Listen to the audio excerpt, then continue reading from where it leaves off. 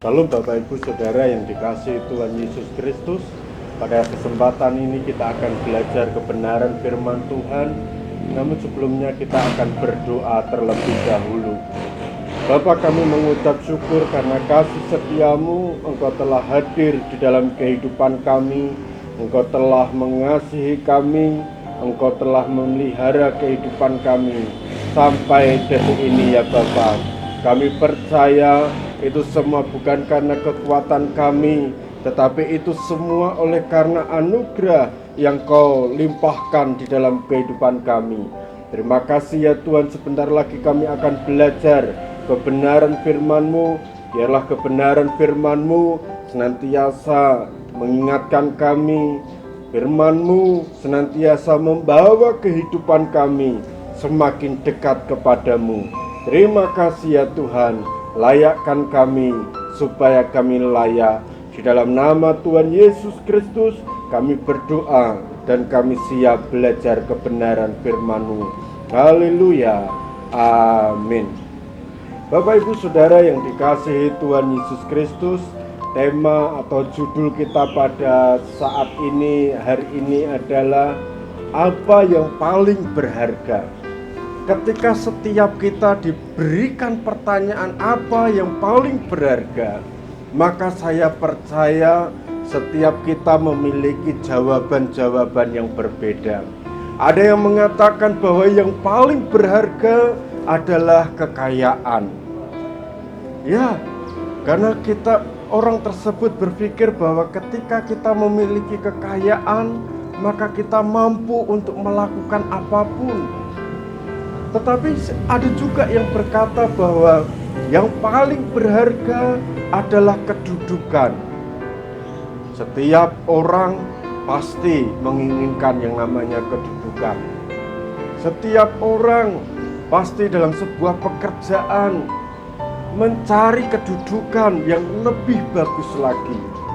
Tetapi ada juga yang mengatakan bahwa yang paling berharga adalah apapun yang ada di sekitar kita. Artinya apa? Artinya adalah yang paling berharga dalam hidup kita adalah bahwa ketika kita mampu menikmati kehidupan ini. Bapak Ibu Saudara yang dikasihi Tuhan Yesus Kristus, mungkin jawaban-jawaban itu menurut saya tidaklah 100% salah. Karena apa? Karena biasanya setiap orang memiliki satu konsep, memiliki satu pandangan yang berbeda-beda, memiliki satu pemahaman yang berbeda-beda. Tetapi bagaimana dengan kebenaran firman Tuhan? Apa yang paling berharga? Mari kita akan belajar kebenaran firman Tuhan yang terambil di dalam Matius pasal yang ke-13. Ayat yang ke-44 sampai yang ke-46. Matius pasal 13 ayat 44 sampai yang ke-46. Demikian bunyinya. Perumpamaan tentang harta terpendam dan mutiara yang berharga. Hal kerajaan surga itu seumpama harta yang terpendam di ladang yang ditemukan orang, lalu dipendamkannya lagi. Oleh sebab sukacitanya, pergilah ia menjual seluruh miliknya, lalu membeli ladang itu. Demikian pula hal kerajaan surga itu seumpama seorang pedagang yang mencari mutiara yang indah. Setelah ditemukannya mutiara yang sangat berharga, ia pun pergi menjual seluruh miliknya, lalu membeli mutiara itu. Amin.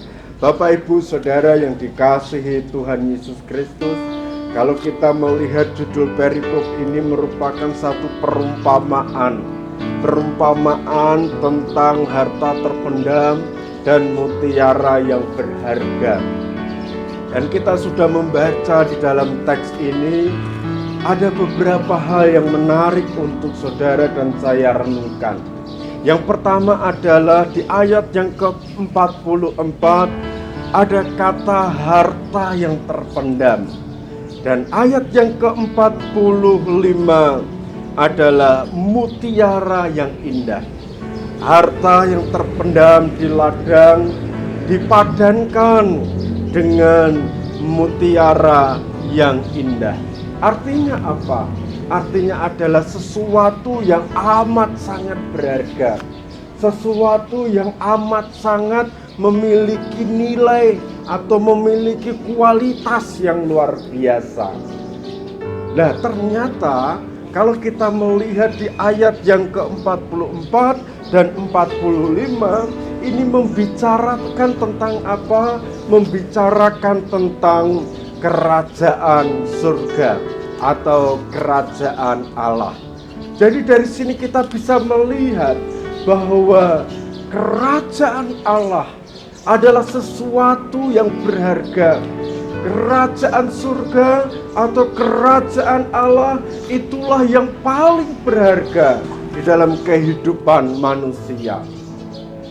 Dan harta yang terpendam ini menggambarkan sesuatu yang berharga, yang ada tetapi yang tidak nampak. Sesuatu yang ada, yang berharga tetapi tidak nampak. Begitu juga dengan kerajaan Allah atau kerajaan surga. Kerajaan surga ada, kerajaan Allah sesungguhnya ada, tetapi tidak nampak atau tidak kelihatan. Karena apa? Karena kerajaan Allah atau kerajaan surga bukan berbicara tentang tempat. Kerajaan surga atau kerajaan Allah bukan berbicara tentang sesuatu yang lahiriah, sehingga bisa kita lihat, sehingga bisa kita pegang, sehingga bisa kita rasakan dalam panca indera kita. Bukan. Lalu apa? Kerajaan surga sekali lagi bukan berbicara tentang sesuatu lahiriah atau berbicara tentang tempat seperti satu harapan orang-orang atau murid-murid pada waktu itu.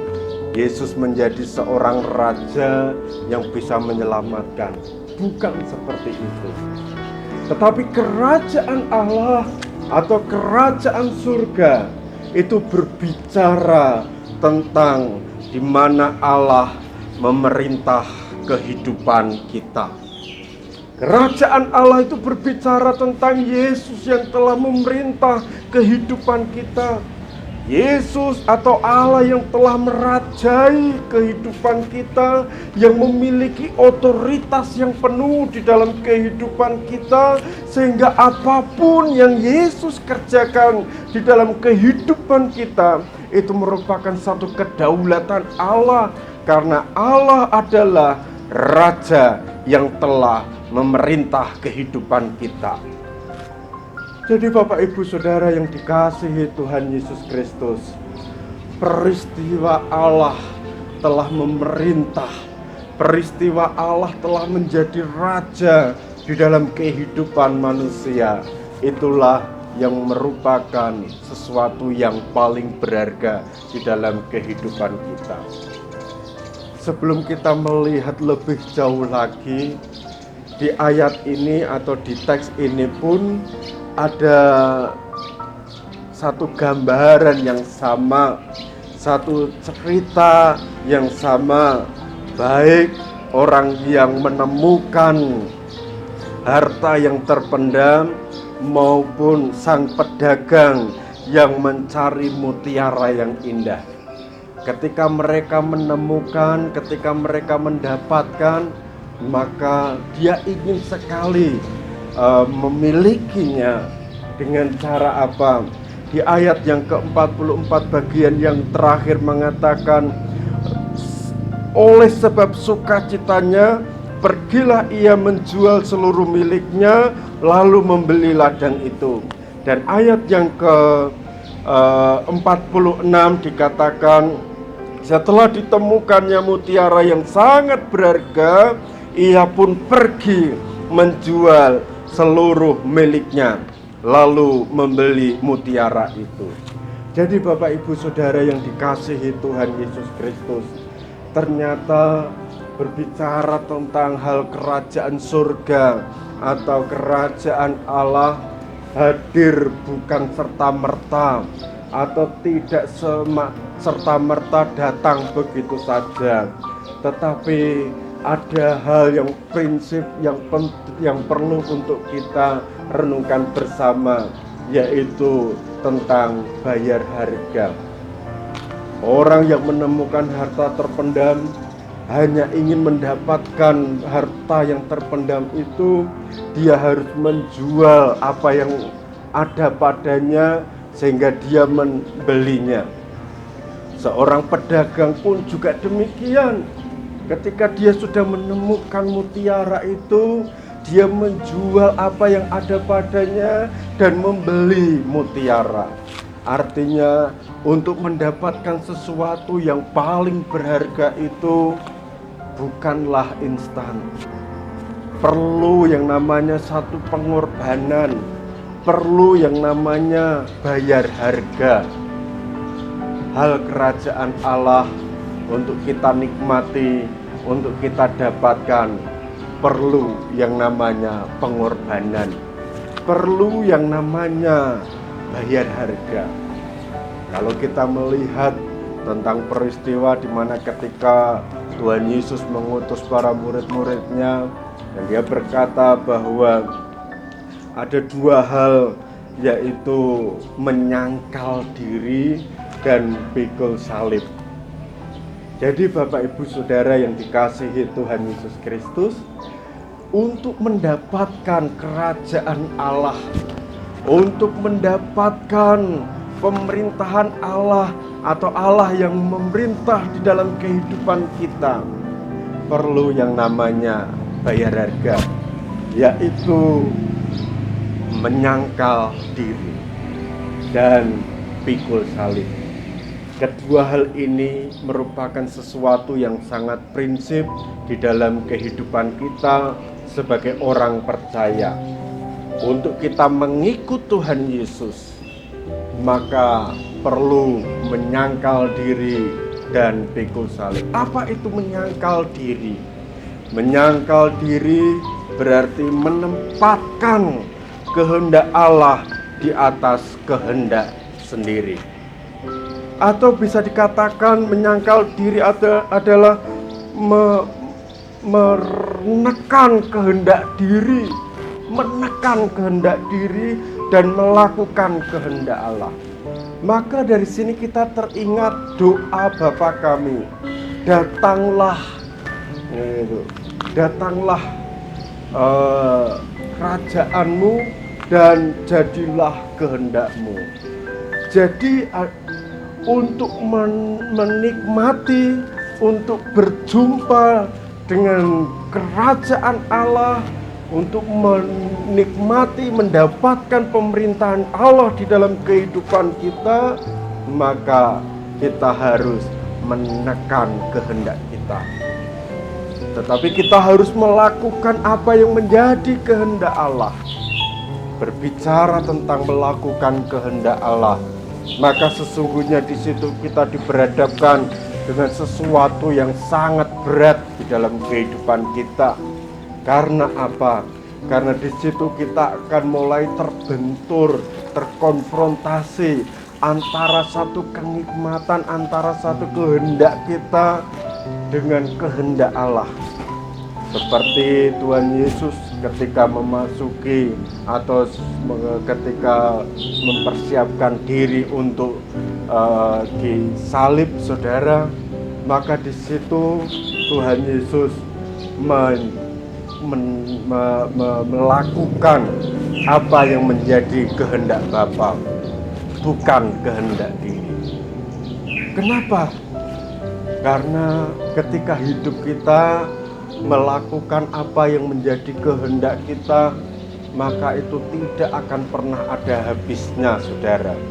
Karena kehendak manusia, kehendak diri itu merupakan sesuatu yang menyenangkan di dalam diri kita.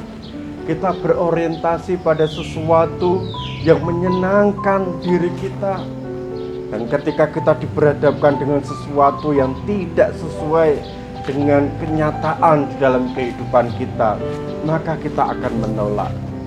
Tetapi kalau kita mau melakukan apa yang menjadi kehendak Bapa, apa yang menjadi kehendak Allah, itu berbicara tentang satu ketaatan di dalam kehidupan kita.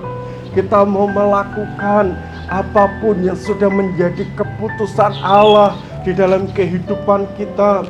Ketika hidup kita dikuasai, diatur, dan dimana ketika Allah atau Yesus itu menjadi raja di dalam kehidupan kita, maka itu artinya kita tetap berserah penuh kepada Tuhan. Kita berserah penuh dengan Tuhan, dan apapun yang Tuhan kerjakan, mau tidak mau, kita harus mau. Berat tidak berat, kita harus tetap melakukannya. Jadi Bapak Ibu Saudara yang dikasihi Tuhan Yesus Kristus, berbicara tentang menyangkal diri, maka seringkali kita akan berkata, wah itu sangat berat sekali. Karena apa? Karena dalihnya adalah kita masih hidup di dunia ini. Maka ada orang memiliki konsep berpikir bahwa mumpung di dunia ini, mumpung hidup sekali, maka kita bisa puas melakukan apapun sepuas-puasnya gitu. Kita melakukan apapun yang kita inginkan mumpung masih ada waktu. Tetapi kerajaan Allah bukan demikian. Kerajaan Allah membutuhkan satu komitmen di dalam hidup kita untuk melakukan kehendak Bapa. Untuk menikmati kerajaan Allah membutuhkan satu keputusan, komitmen di dalam hidup kita melakukan apa yang sudah Tuhan perintahkan, tentukan, tetapkan di dalam hidup kita. Kita mau meneladani Tuhan Yesus Kristus yang telah melakukan apa yang menjadi kehendak Bapa, bukan kehendaknya sendiri. Untuk mendapatkan atau menikmati sesuatu yang berharga, yang paling berharga, yaitu kerajaan Allah, yang kedua adalah pikul salib. Apa itu pikul salib? Pikul salib itu berbicara tentang satu kesiapan untuk menderita. Satu kesiapan untuk menderita, saudara. Menderita karena apa? Yaitu karena Kristus. Seperti Tuhan Yesus menderita oleh karena apa? Oleh karena kehendak Bapa untuk menyelamatkan dunia. Begitu juga dalam kehidupan kita. Kita mau meneladani Kristus, yaitu pikul salib. Kita siap untuk menderita karena Kristus.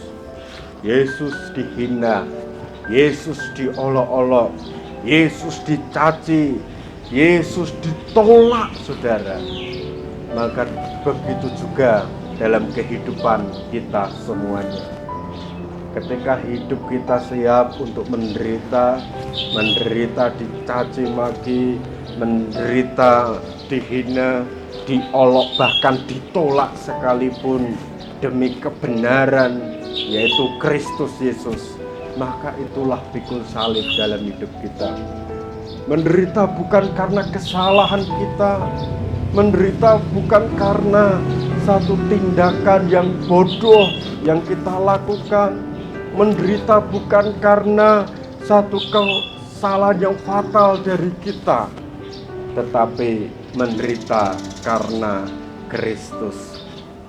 Bapak Ibu Saudara yang dikasihi Tuhan Yesus Kristus, sudah bukan satu rahasia umum di mana dalam kehidupan kita bermasyarakat pun demikian, di mana seringkali kita merasa menjadi orang yang minoritas, Seringkali kita merasa bahwa kita dipinggirkan hanya karena kita menjadi pengikut Kristus. Bahkan kita merasa didiskriminasi hanya karena kita mengikut Kristus. Itulah bukti bahwa saudara dan saya pikul salib. Jadi Bapak Ibu Saudara yang dikasihi Tuhan Yesus Kristus, sekali lagi hal kerajaan surga bukan berbicara tentang makanan dan minuman, bukan berbicara tentang sesuatu yang nampak, yang lahiriah, tetapi berbicara tentang pemerintahan Allah di dalam kehidupan kita. Allah menjadi raja di dalam kehidupan kita, Allah yang mengatur kehidupan kita, Allah yang senantiasa mengendalikan, menguasai kehidupan kita. Maka selayaknya kita senantiasa melakukan kehendak Sang Bapa. Ketika Allah menguasai kehidupan kita, maka kita harus melaksanakan, kita harus mengedepankan kehendak Allah yang telah menjadi raja di dalam kehidupan kita, bukan mengedepankan kehendak kita. Ciri-ciri kerajaan Allah atau pemerintahan Allah nyata di dalam kehidupan kita, salah satunya adalah kasih. Kenapa demikian? Karena kasih itu merupakan satu karakter Allah sendiri. Karena kasih itu merupakan satu dasar di mana ketika Allah itu menjumpai kehidupan manusia, karena kasihlah maka manusia diperbaharui. Karena kasihlah manusia dimerdekakan. Jadi ketika Allah memerintah kehidupan kita, maka kita pun dikuasai dengan kasih. Hidup kita dikuasai dengan kasih, saudara. Kasih itu merupakan sesuatu yang dasar di dalam kehidupan kita. Kasih itu merupakan suatu hal yang prinsip yang perlu ada, yang perlu nampak di dalam kehidupan kita. Kasih tidak balas dendam. Kasih melakukan pengorbanan. Jadi Bapak Ibu Saudara yang dikasihi Tuhan Yesus Kristus, mari kita bersama-sama merenungkan kehidupan kita kembali. Ternyata yang paling berharga di dalam kehidupan kita bukanlah sesuatu yang nampak ini. Yang paling berharga di dalam kehidupan kita bukanlah jabatan, bukanlah kekayaan, harta benda, tetapi yang paling berharga di dalam kehidupan saudara dan saya adalah kerajaan Allah, yaitu di mana ketika Allah telah memerintah, menguasai kehidupan kita. Ketika Allah yang menguasai kehidupan kita, maka saya percaya kita dikuasai dengan kasih, maka kita senantiasa merasakan satu penyertaan Allah di dalam kehidupan kita. Jadi Bapak Ibu Saudara yang dikasihi Tuhan Yesus Kristus, mari saya mengajak kita semua untuk merefleksikan kembali. Ketika kita sadar bahwa hal kerajaan Allah itu merupakan sesuatu yang paling berharga di dalam kehidupan kita, maka itu artinya bahwa kita dituntut satu totalitas kita, satu komitmen kita untuk mengikut Yesus dengan kesungguhan hati kita, bukan dengan setengah-setengah. Karena apa? Karena Allah atau Yesus memerintah kehidupan kita, menguasai kehidupan kita, tidak secara setengah-setengah, tidak dengan setengah-setengah, tetapi totalitas. Begitu juga dalam kehidupan kita, bahwa yang terpenting, yang paling berharga di dalam hidup kita adalah hal kerajaan surga. Mari Bapak Ibu Saudara yang dikasihi Tuhan Yesus Kristus, mengikut Yesus dengan totalitas kita, karena kerajaan Allah merupakan sesuatu yang paling berharga di dalam kehidupan kita. Amin. Mari kita berdoa. Kami rindu ya Tuhan, biarlah kerajaan-Mu, kerajaan Allah menjumpai kehidupan kami, sehingga hidup kami senantiasa berserah penuh kepadamu. Ajari kami ya Tuhan untuk senantiasa mengedepankan satu kehendak-Mu, senantiasa menyangkal diri kami dan memikul salib kami. Terima kasih ya Tuhan, terima kasih. Ampuni kami ya Tuhan, bila mana kami hidup hanya mengedepankan kehendak kami, kehendak manusiawi kami, dan mengabaikan kehendak-Mu di dalam kehidupan kami.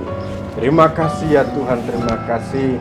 Berikanlah kami kekuatan ya Tuhan, untuk senantiasa belajar mau memikul salib kami, yaitu siap menderita sepanjang itu oleh karena Engkau. Terima kasih ya Tuhan, terima kasih. Di dalam nama Tuhan Yesus Kristus, kiranya Engkau juga memberkati setiap kami dalam segala hal, dalam ketakutan, dalam kebingungannya. Kiranya Engkau Allah yang telah memberkati mereka semua. Di dalam nama Tuhan Yesus Kristus kami berdoa dan kami mengucap syukur. Haleluya. Amin.